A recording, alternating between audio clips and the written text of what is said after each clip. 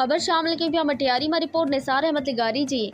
PTI NRO वठण ऐं ॾियण ते यकीन नथी रखे। बानी इमरान खान जा ख़त क़ौम जो आवाज़ आहिनि।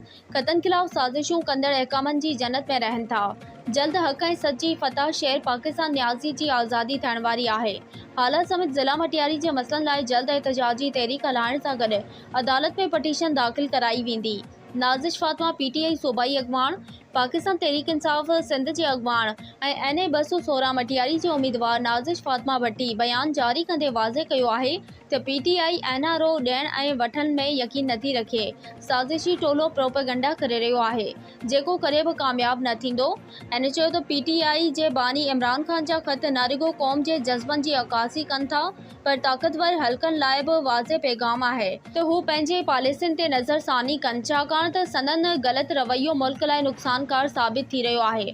PTI जो बानी केतिराई भेरा वाज़े करे चुको आहे त हू कंहिं बि क़िस्म जा NRO क़बूल न कंदो छाकाणि त संदसि नज़रियो हक़ ऐं सच ते ॿधल आहे जेको कंहिं बि क़िस्म जी सौदेबाज़ी खां बालातर आहे। हिन वधीक चयो त इमरान खान साहब उन खां पोइ सभु शयूं उन खां वठी ख़रीद करे अनाज हुजे कमांद हुजे शुगर मिल में स्टोर करे छॾिया आहिनि।